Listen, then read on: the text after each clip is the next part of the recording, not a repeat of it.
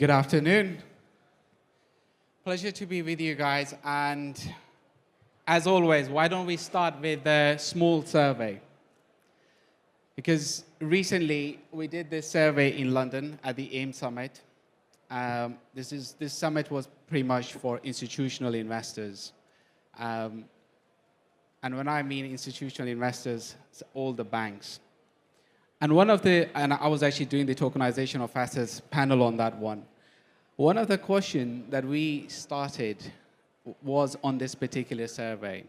Because when we are talking about tokenization of assets, it is about your custody. It is about trust.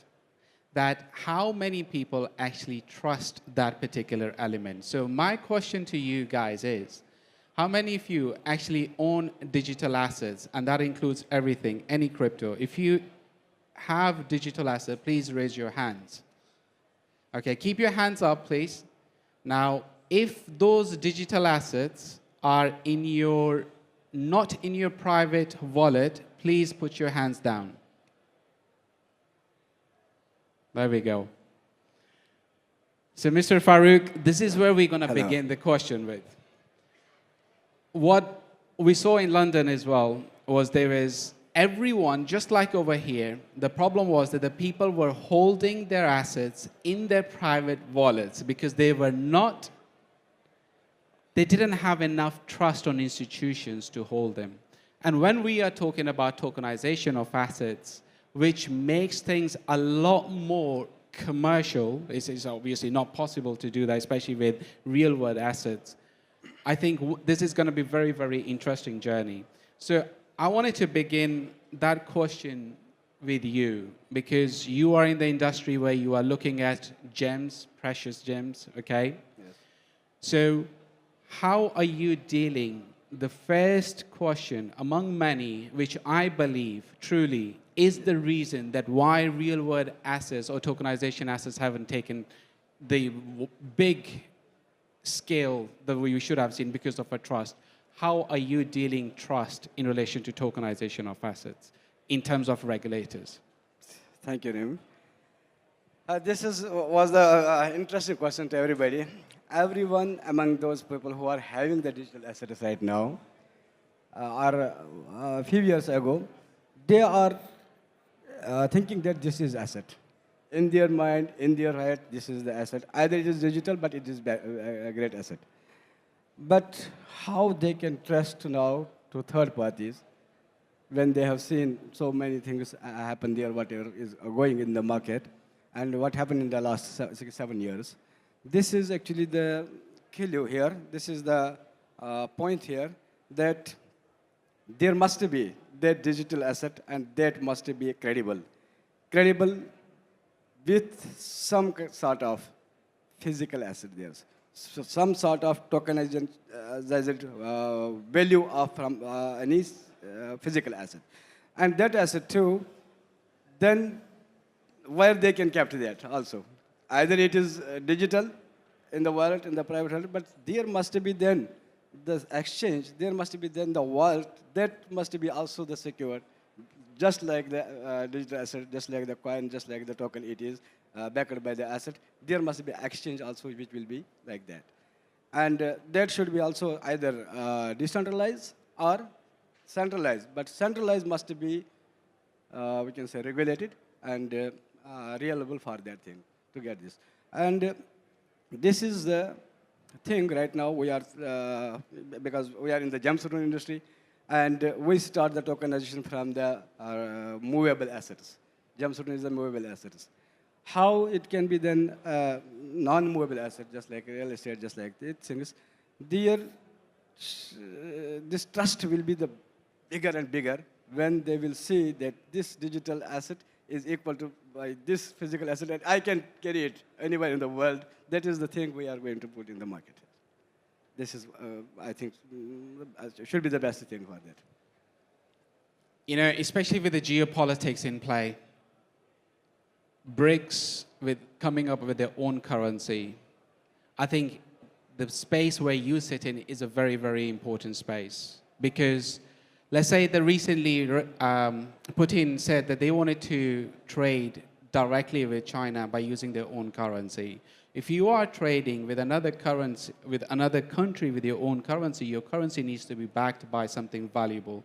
What is valuable? Valuable is your soft grains. No matter what happens, you would need them. So your currency would be backed by that. Precious metals, and of course, soft gems in relation to that's very important. Max, I wanted to pose the same question. And I wanted you to explain a little bit more from the custody issues. If we are talking about the tokenization of assets, how the custody issues will be resolved, especially with respect to hot wallet, non-hot wallets, and of course the liquidity, because that is the prime important point over here, which Pranay, exactly, you'll be able to give a little bit more information as well.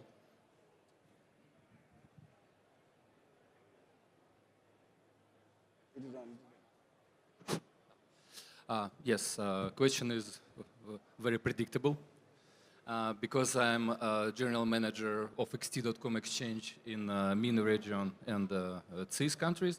So of course I am in this team. Of course, I will be talk about come to us to centralized exchange. That's normal.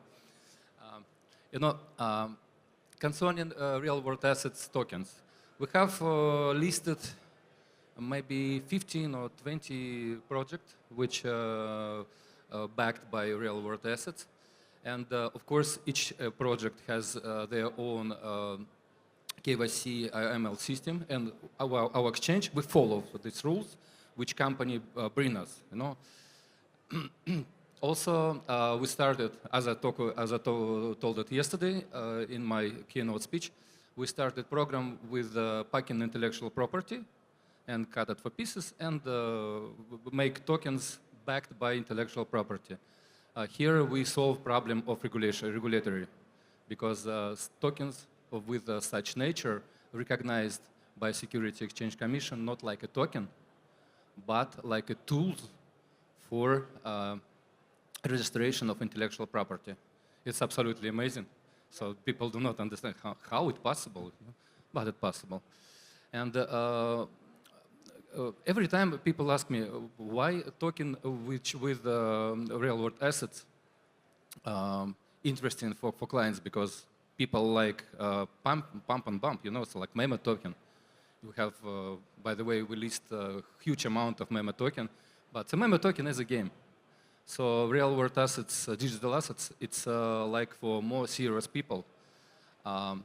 Look, we focused on private investors, which not go to standard stock exchange and buy through brokers, who just invest their own money to real world assets, and they see, so we have special table where we put capitalization of tokens, and it's very important. And also we do not expect that such token will be pumping down very much. Sometimes it pump and dump, of course, back and forth, it's normal, but not to the zero, because it's something in behind. It's very important. We like the real world assets tokens. And about questions, private wallets, we also have special decentralized wallets in our exchange. Some people like... Will people continue to trust you as a wallet provider from an exchange? No, very simple, very simple. Our owner, our exchange never take money from market. So we were created for money from just only one person, which is our owner. And we have big special fund for to cover losses. And by the way, from our beginning, we have zero accident with the hackers, zero. Okay. Pranay, what's your thought on that? So let's just get back to the basic question here, which is why aren't RWAs as popular or as trusted as they should be? So when it comes to real-world assets, it sounds great to us in theory that there's something extremely illiquid. Let's take real estate as one of the biggest first initial examples, be it art, owning like the Mona Lisa or the next big painting, which could cost millions of dollars. But you can divide it into fractional tiny units, and then you can create an entire liquid market around it. So the concept sounds amazing. We can own something which most retail traders could never have understood really, or never could have afforded to buy, really. So why isn't there a rampant market for the same? I think the answer is fairly simple, but yet slightly convoluted, because the fact that RWAs are not spoken about enough. Not enough people outside of maybe this room or people invested in crypto know enough about RWAs. But there are slight pockets of space where they're really taking off. For example, socios.com, which are basically fan tokens for clubs, for football clubs especially. So if you support, we all probably support some club or some team or the other, and we would all like to be part of the voting process, for example, to vote for the next president, to just tell people that, yes, I am a part owner of XYZ club or whatever. So in those certain tiny use cases, these markets are really growing because they are emerging as like the innovators. But when it comes to real estate or when it comes to something like a luxury item, for the average person to do the proper provenance and understand that this is exactly where it is and this is exactly what they are claiming it to be, just turns out to be too murky for most individuals. So they would rather take the Web 2 space and opt for, okay, fine, there are a few Web 2 companies trying to do something similar where multiple people collect a pool of money and then they purchase one painting. So those are gaining slightly more popularity, but as soon as people come to know more about RWAs, more about blockchain, more about what provenance actually means and stands for, I think that's when you'll see the entire boom come in. Okay. Pranay, that's an excellent explanation. Why, we've seen the survey over here, people do not trust the digital assets in other wallets. Why would they trust that with your wallet? I mean, honestly, like my digital assets, some of them are in my own wallet, and some of them are on a hot wallet. So Yassine, from your perspective as well, you know, from the education perspective that you guys are pretty much trying to do, how would you really overcome this particular challenge of trust? Let people park their assets, the fractions of those assets, with exchanges, with other custodians, which are not in their own control. Now, of course, there's a big issue with trust, and especially when someone is new to the service, to this kind of services, and there's a lot of effort to be done in terms of educational topics and to make people understand the risks and the options that they have in terms of technology, of services, of providers that are available on the market. And we were talking about credibility earlier. It's something that the service providers have to work on in terms of compliance, in terms of regulation, in terms of making sure that they don't have critical issues in services for their clients. For us as a PR agency, it's something that we can work on when we know that the clients, for example, they have done their work on their part. That's when we can do our job and make people trust the brand, for example. So there's a lot of work to be done on both sides, from the side of the service provider and from the side of the marketing or the PR agency, to be able to create the trust and credibility in front of the public. So it's really true that education is a really critical part. So people have to understand all the aspects, the risks, and the options that they have before being able to take a decision. How many real estate investors are here in our crowd? Any of you holding real estates? And of course, the yield, which is like when you buy the property, you rent it, then you have a return, that's been massively impacted. A great example of that, like what we've written in the article was like, I think this was pre-COVID, when you go to JBR and you see massive commercial units empty. The problem was high returns were promised to landlords, and landlords, in order to have those higher returns, they were promised to get bigger rent. But the actual tenant couldn't afford that.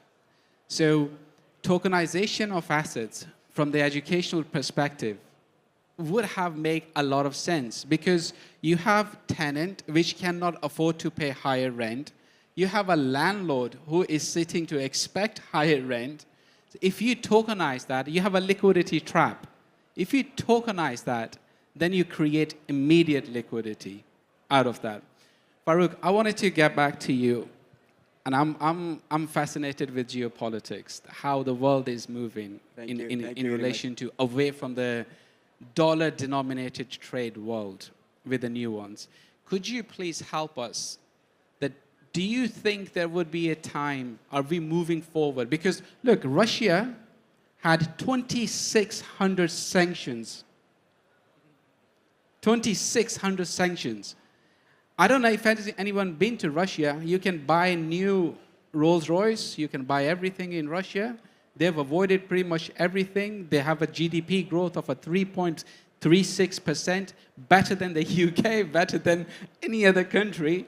And this is the country which had a 2,600 sanctions on them. How they did it was obviously because massive amount of gold that they have. Really? Now, could you please help me to understand, and our audience, with your assets, with your gems, how likely are they to become part of the basket for these particular countries which are trying to move away from the dollar-denominated world, especially if we talk about Trump coming and then the trade tariffs and all of that war coming into the play?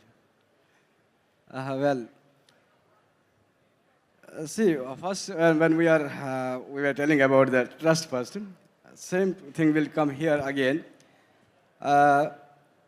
We are already known that we are bridging the gap between the physical and the digital asset. It is the responsibility of the BST group. What everyone, every media is telling that, we are bridging this gap. But there is not only the one connection to make that trust. There is a single connection, and we made this. Not a single person can make this. There are so many parts. The first part was that there must be a blockchain. That should be on the POA consensus, and that should be a DAO-based for the public. And we spent much more time for that, and we developed that. Now it is decentralized, it is open for everyone, everyone can use that. Either they are having token, or they want to develop a token, or they will use our token. This was the first thing. Second thing, this gap and this trust, we have to prove. If we tell in the media and by tongue, we can tell no. We have to prove it by the activity. We have to show that. For that, we didn't, from last 5 years, we are developing this project. We are developing these all things, but we didn't launch it because of this thing. When we launch it, if you are having one token, your mind, your heart, it should tell you this is 1 carat of our asset in your hand. For that, we were trying that there must be regulation, there must be the governments who will keep our asset with them, and they will give us a receipt that this much of amount of the asset is lying in the treasury of the government, and BST is going to allow this type of tokens. But that didn't happen until 7 years. Now we decided we will sell out. We will keep that in our custody, and we will sell out that in the auctions and buy back the tokens from the market and burn them. This was the best option for that. Now we are telling about the BRICS. Yes, we have here the BRICS ambassador from South Africa, one of the country involved in the BRICS. Professor Halima is here. She came from South Africa yesterday. She is the BRICS ambassador also, but she is inviting us to the South Africa only to. We will try our best that this must be included in the BRICS. These are the 3 things. Fourth thing, we want to the trust and this gap and the wallets. Yes, of course, when you are having your assets in your wallet, either it is centralized, either it is decentralized. I told you, first of all, everyone have to prove themselves. FTX was doing something better and better in this. But I lost a lot of money in FTX. I lost over 40K. FTX was doing whatever. And now the centralized exchanges, how they are. But there must be a different value for the digital asset and the physical asset. Say in our exchange and in our wallets, if you are having $1 million worth digital assets, and something happened to your wallet, something happened to that, but your physical asset is safe besides our treasury, beside the government, that can be then solved. Only some digits went here and there, but actual value is saved anywhere. That is why the people right now are trusting only the banking, in the banking system. When we go to the history, no one was, in the earlier stage, was ready to deposit a single penny in the bank. But later, the bank have given the trust to the public because government has accepted it. Same thing here, to get that trust. What the BSC group did, we did that. Public will not trust directly to the digital assets, directly to the exchange, directly to the wallet servers. Let us start by the banking. That's why we are not launching till now. So from tomorrow after our launch, we will give directly option to the everybody that opened the account in the bank. There is Bello Baba Bank who was working for this banking for last 3-4 years, and there was the BST group who were making these things, and we have collaborated here. Yesterday in the KCP note, it was here. From tomorrow, anyone willing to have the bank account with the both things, they can deposit crypto, they can deposit fiat. They can withdraw, it is their choice. They can send the crypto, and they can withdraw by the card as the crypto as a fiat. This is regulated from US. This is regulated from UK. This is regulated from Panama. This is regulated from UAE also. But unfortunately, Russia cannot, because Russia is, they are not allowed because of the sanctions. They can't open there. Even Iran. Who are the sanctioned countries? We can't do something for them. I think, look, if you're talking about currency needs to be valued by something. Russia holds so much gold and soft grains and everything else. So your precious gems will become the part of the equation if there is another currency. Max, I think you can handle any question, and I'm going to throw this question which is not part of any templates. The question I wanted to ask you is the role of stable coins in the tokenization of the assets. How do you see that evolving? Because a lot of companies are coming up with their own stable coin. Do you think that the stable coin will play a major role in the tokenization of the assets? Stablecoin play a little bit different role. That's not about the digital, not about the tokenization, about real world asset. That's more about convenience in yeah, payment. no, sorry. What I really meant over there is in terms of a transaction. Absolutely. Right? So you have stable coins on the back. Absolutely. With the real world assets when you are transacting them. Could we see a more involvement of a stable coins over there? Stablecoin, look, I recognize stablecoin as a tool for convenient buy and sell. And of course, we have in our exchange several stable coins. But usually when you have real world assets, you connect coin to this asset. This asset is sometimes growing, usually growing, maybe 90% it's growing. So there are several projects which tokens connected not only to gold, not only to gems, so maybe sometimes even copper, so even something in the ground, So I have a project in work nowadays where some Canadian company has a huge amount of deposit, and they want to tokenize it as an investment way. Without stable coin, not interesting, So not interesting. I remind the time when it was 2017 when we bought blockchain, when we bought Bitcoin on cash, and so that was rate is growing back, and so so 15 minutes of blockchain operation. Sometimes rate was a little bit higher on the rest, and should pay a little bit more, So in stable coin there is not such problem. And thank you very much to say a few words about Russia, because I just came back from Russia. I was in holiday with my family. So sanctions has two sides. First of all, trying to be worst sanction country and country which made sanctions, also problem. So in Russia nowadays, there are not Coca-Cola, there are not McDonald's. They have different types of, instead of Coca-Cola and Pepsi-Cola, we have maybe 10 different beverages, the same like Coca-Cola and Pepsi-Cola. McDonald's, the same place, is not bad, the same McDonald's, absolutely. So nothing happened, nothing happened. You know, so, but you know, problem with the people, because for people, this is a problem. Yeah. And also, you know, so everyone wants to finish this war, of course. Everyone does want to, but look, the GDP numbers speaks truth. You can't deny the data. If the data is telling you 3.36% is the GDP growth, and we can't see that in the US or in Europe or in the UK, everything just goes out of the window. Pranay, you wanted to take the same question or have one really interesting question for you? Which one do you want to do? I'm okay with either, but... Okay, I'll give you another small one. I'll take the same one up just for a second, though. Okay, sure, go Because stablecoins, in this particular regard, are really interesting. Because stablecoins can be either fiat-backed, but they can be collateral-backed, or they can be just algorithmic contracts, which are backed by just smart contracts. So the second aspect of this, when you can buy an RWA, which is backed by something physical in the world, with a token, which is already backed by some other cryptocurrency, is just something to imagine, I guess, that you're buying something which is backed by something else with something which is backed by a cryptocurrency. So this entire complication does make stablecoins extremely interesting.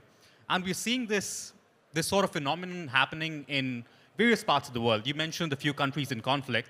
But even in those countries which face high inflation, let's just take Turkey as a random example. They face severely high inflation. But what do the people end up doing? Earlier, it used to be the same thing. Just buy the dollar, hold the dollar, and just pray that the dollar will continue to be as stable as possible. But right now, if we look at the trends in whatever major conflicts are emerging, we're always seeing spikes in cryptocurrencies as well, where people are now opting more and more to either buy stable coins or to buy cryptocurrencies in USDC or USDT forms. Mainly because there's the other factor which you don't really have to store any of them in one place. You can just have them on the blockchain, and it's far easier to transact cross-boundary too. You know, our time is up. I wanted to leave you guys with one thought. When we take mortgage, the bank will take two things. Number one is your asset as a first charge on your asset. And secondly, you need a deposit, okay? Over here, as an expat, you 60-40. In the UK, 80-20, right? Or 80-10, whatever the ratio is. Remember the mortgage-backed security chaos back in 2007? Now, I'm not saying that another chaos like that is going to happen, but it could happen with synthetic financial products. What do I mean by that? We have a real-world asset as a one basket, and that could be anything. And then we could have within that the actual security, your property. You combine them together. Within the real-world asset, you could have gems, you could have anything in that. And then the liquidity from those synthetic products, where the market would go from there onwards, is going to be amazing. But gentlemen, I wholeheartedly wanted to thank you, and it has been a pleasing pleasure to host you on my panel. And thank you, everyone, for staying this late.